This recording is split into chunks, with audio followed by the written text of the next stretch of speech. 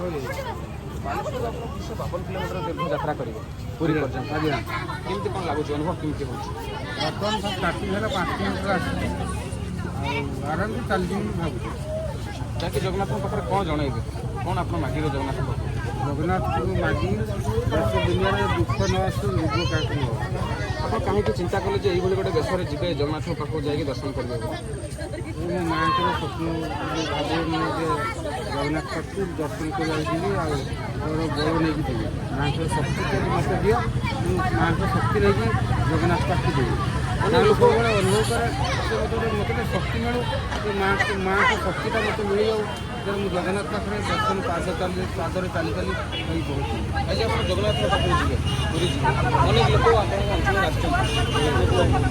करने आपको साहस जगह लोक समस्त मो सागर चल मत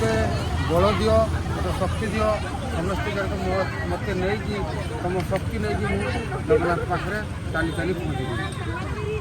ठीक है जय जगन्नाथ जय जगन्नाथ।